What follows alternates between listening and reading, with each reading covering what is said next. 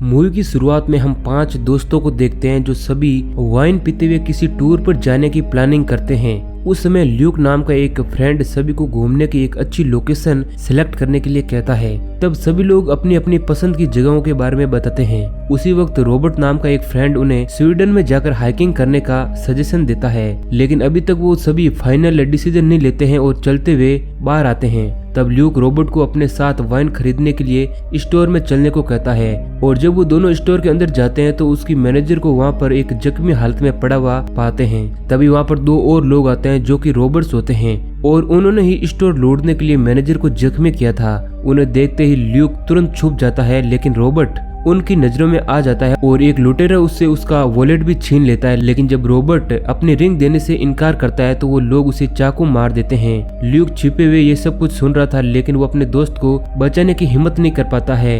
अब स्टोरी में 6 महीने बीत जाते हैं और हम ल्यूक को एक टेंट में सोए हुए देखते हैं। वो अपने टेंट से बाहर निकलता है और एक जगह बैठकर स्मोकिंग करने लगता है। उसी वक्त सभी फ्रेंड्स अपने अपने टेंट से बाहर निकलते हैं और हमें पता चलता है कि ये लोग अभी स्वीडन में हाइकिंग करने के लिए आए हैं। हालांकि पहले इनका इस जगह पर आने का बिल्कुल भी मूड नहीं था, लेकिन अपने दोस्त रॉबर्ट को खोने के बाद वो सभी उसकी याद में यहाँ पर आए हैं। उन सभी में ल्यूक बहुत ही ज्यादा दुखी होता है, क्योंकि अगर वो चाहता तो शायद आज रॉबर्ट जिंदा होता, मगर उसके बाकी दोस्त उसे समझाते हैं कि इसमें उसकी कोई भी गलती नहीं है। अब वो लोग रॉबर्ट की याद में वाइन पीते हैं और हाइकिंग के लिए आगे निकल जाते हैं। रास्ते में चलते हुए डॉम का पैर फिसल जाता है, जिससे उसकी बोन डिसलोकेट हो जाती है और उसे चलने में काफी दिक्कत होने लगती है। तब हच मैप के जरिए एक शॉर्ट रास्ता ढूंढता है जो कि जंगल से होते हुए जाता है और वो लोग डिसाइड करते हैं कि हम सभी जंगल से होते हुए घर पहुंच जाएंगे। लेकिन ल्यूक ये रिस्क नहीं लेना चाहता था और वो उन्हें वहीं रुककर हेल्प बुलाने के लिए कहता है। लेकिन जब डॉम खुद भी जंगल से चलने के लिए तैयार हो जाता है तो वो लोग उस रास्ते की ओर निकल जाते हैं। थोड़ा आगे जाने पर उन्हें एक पेड़ पर किसी जानवर की बॉडी टंगी मिलती है, जिसे कुछ देर पहले ही मारा गया था। लेकिन वो लोग वहां से आगे निकल जाते हैं, जहां पर उन्हें एक पेड़ पर कुछ सिंबल बने हुए मिलते हैं। इससे उन्हें आइडिया हो जाता है कि शायद इस जंगल में हंटर्स रहते होंगे और उन्होंने ही उस जानवर को मारा होगा। उसी वक्त सामने एक घर दिखाई देता है, जिसको देखकर वो लोग बहुत ही खुश होते हैं, क्योंकि जंगल में बारिश होने लगी थी, इसलिए उन्हें आराम करने के लिए एक घर चाहिए था। अब वो लोग उस सुनसान घर का दरवाजा तोड़कर अंदर घुस जाते हैं। उसी वक्त ल्यूक को जंगल से कुछ अजीब सी आवाजें सुनाई देती है, मगर वो उन्हें इग्नोर करके दरवाजा बंद कर देता है। उस घर के अंदर बहुत ही पुरानी चीजें होती है, जिन्हें देखकर ऐसा लगता है कि यहाँ पर रहने वालों ने ये घर छोड़ दिया हो। उन्हें वहाँ पर वैसे ही सिंबल मिलते हैं जैसे सिंबल उन्होंने पेड़ों पर देखे थे। तभी उन्हें वहाँ पर बनी एक स्टेचू दिखती है, जिसका सर गायब होता है और वो दिखने में बहुत ही ज्यादा डरावनी होती है। अब ये सब देखकर उन्हें वहाँ का माहौल तो ठीक नहीं लगता है, लेकिन जंगल में हो रही तूफानी बारिश के कारण उन्हें वहीं पर सोना पड़ता है। अब उन सभी को नींद आ जाती है। उसी वक्त आसमान में चमक रही बिजली एकदम से पॉज हो जाती है। उसी वजह से ल्यूक जग जाता है और हच को पुकारता है, लेकिन हच की नींद नहीं टूटती है।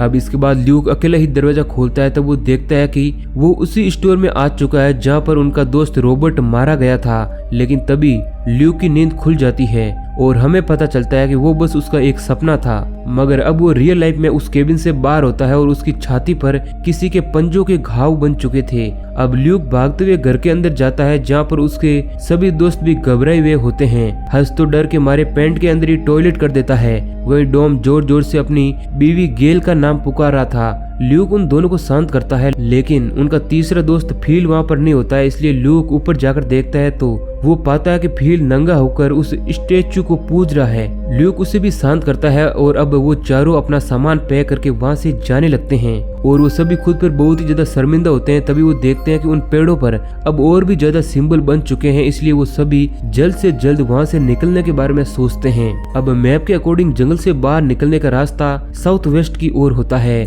लेकिन डॉम एक नए रास्ते की ओर जाने लगता है, इसलिए वो सभी उसके पीछे चल देते हैं। आगे जाने पर फील उन सब के साथ रात वाली घटना का जिक्र करता है, लेकिन सभी लोग उसे एक नाइटमेयर बताते हैं। आगे चलने पर उन्हें वैसा ही एक और घर दिखता है, लेकिन इस बार वो उसे इग्नोर करके वहां से आगे निकल जाते हैं। इस तरह उन्हें जंगल में चलते हुए काफी देर हो जाती है और इसी वजह से डॉम का पैर दर्द करने लगता है और वो वहीं पर बैठकर सभी को रुकने के लिए कहता है, लेकिन हच कहता है कि हमें जल्द से जल्द यहाँ से बाहर निकलना होगा। लेकिन उन्हें अभी तक वहां से बाहर निकलने का रास्ता नहीं मिलता है। इसलिए ल्यूक रास्ते की तलाश में थोड़ा हाइट पर जाकर चारों ओर अपनी नजर घुमाता है। तभी उसे कुछ ही दूरी पर एक अजीब सी चीज हलचल करते हुए दिखाई देती है। इसलिए वो डर जाता है और भागते हुए अपने दोस्तों के पास जाकर उन्हें भी उस चीज के बारे में बताता है, लेकिन कोई भी उसकी बात पर यकीन नहीं करता है। इसलिए ल्यूक अपनी बात को साबित करने के लिए अपनी छाती पर बना घाव दिखाता है, जिस पर डॉम कहता है कि शायद तुम नींद में चलते हुए किसी पेड़ से टकराए थे और उसी वजह से शायद ये घाव बन गए।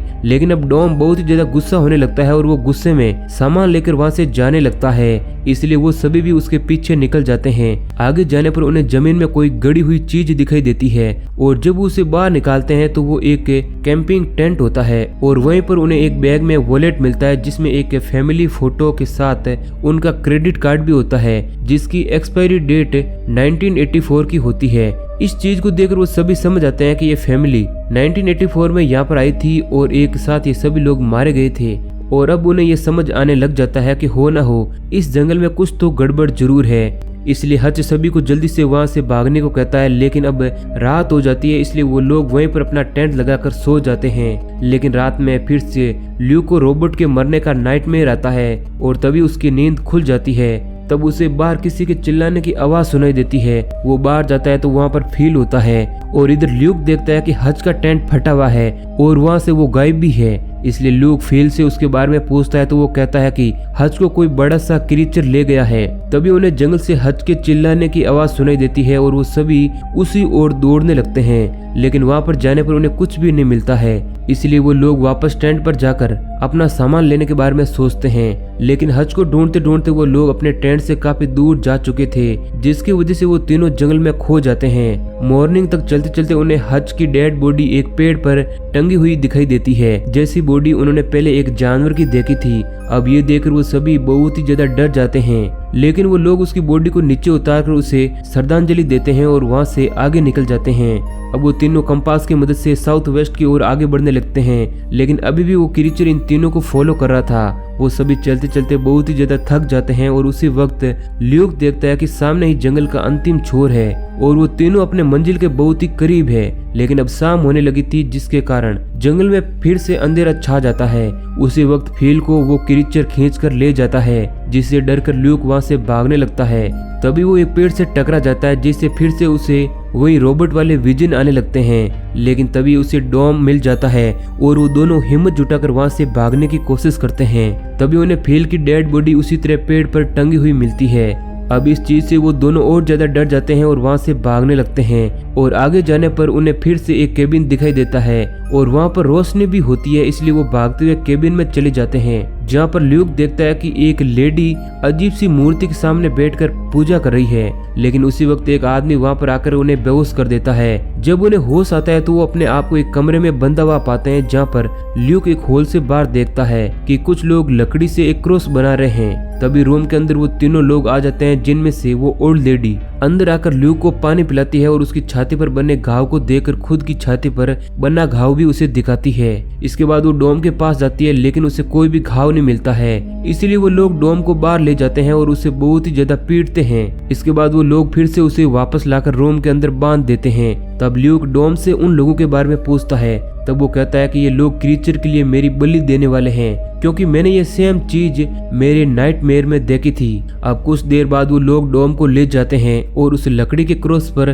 बांध देते हैं और वो सब लोग अपनी लैंग्वेज में एक मंत्र का जाप करने लगते हैं, जिससे दिन का उजाला रात में बदल जाता है। और इसके बाद डॉम को उसकी बीवी गेल अपनी ओर आती हुई दिखाई देती है, लेकिन ये उसका भ्रम होता है, क्योंकि असल में वो एक बड़ा सा क्रीचर होता है जो डॉम को उठाकर एक पेड़ पर टंगा देता है, जिससे तुरंत ही उसकी मौत हो जाती है। वहीं दूसरी ओर ल्यूक अपने आप को फ्री करने के लिए अपने हैंड की बोन को डिसलोकेट कर लेता है। लेकिन उसी वक्त वहां पर एक लेडी आती है जो उसे बताती है कि हमने डॉम को फॉरेस्ट गॉड के लिए सैक्रिफाइस किया है और तुम्हारी बॉडी पर यह निशान होने की वजह से तुम हमारी कम्युनिटी का हिस्सा बन गए हो और अब तुम्हें हमारे साथ ही रहना होगा। साथ ही वो कहती है कि ये क्रीचर बहुत ही पुराने समय से इस जंगल में रह रहा है, इसलिए सभी उसे जंगल का भगवान मानते हैं और हमारी कम्युनिटी हर साल उसकी पूजा करती है। ये क्रीचर यहाँ पर आने वाले लोगों को अपना शिकार बनाता है और उनमें से किसी एक को इस कम्युनिटी में शामिल होने के लिए चुनता है, जैसे इस बार तुम्हें चुना है। तुम्हारी छाती पर बना सिंबल इस कम्युनिटी का चिन्ह है और जो कोई भी उस क्रीचर को पूजता है वो उसकी हर इच्छा पूरी करता है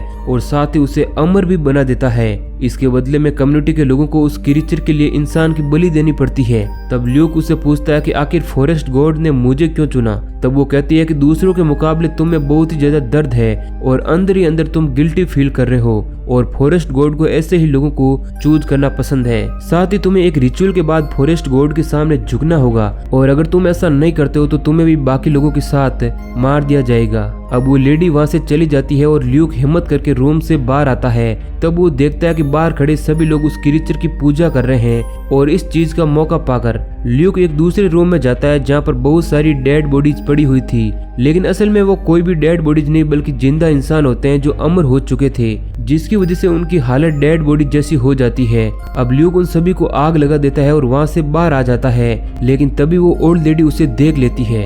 ल्यूक उसे पंच मारकर वहाँ से दूसरे रूम में जाता है जहाँ पर उसे एक गन मिलती है और वो अपना रास्ता रोकने वाले एक आदमी को मार देता है, लेकिन तभी वो देखता है कि वो क्रीचर उस यंग लेडी को मार देता है क्योंकि उसने कम्युनिटी के रूल को ब्रेक करते हुए ल्यूक को सब कुछ बता दिया था। ल्यूक दूसरे गेट से बाहर जाता है और वो उस क्रीचर पर गोली चलाता है, लेकिन उसे इस चीज का कोई भी फर्क नहीं पड़ता है, इसलिए वो वहां से भागने लगता है। लेकिन भागते हुए उसे फिर से विजन आने लगते हैं जिसकी वजह से वो भाग नहीं पाता है और वो क्रीचर उसे पकड़ लेता है, जिसके बाद वो उसे अपने हाथों से उठाकर नीचे गिरा देता है और बाद में उस पर हाथ रखकर कुछ रिचुअल करने लगता है। और उसी वक्त ल्यूक पास में पड़ी एक कुल्हाड़ी को लेकर उस पर अटैक कर देता है और मौका पाकर वहां से वापस भागने लगता है और तुरंत ही जंगल का आखिरी छोर आ जाता है और वो जंगल से बाहर निकलने में कामयाब हो जाता है। तब हमें पता चलता है कि वो क्रीचर उस जंगल से बाहर नहीं आ सकता था, इसलिए वो अंदर से ही चिल्लाने लगता है, जिस पर ल्यूक भी बाहर खड़ा चिल्लाता है। बाद में आगे जाकर ल्यूक को एक गाड़ी चलते हुए दिखाई देती है,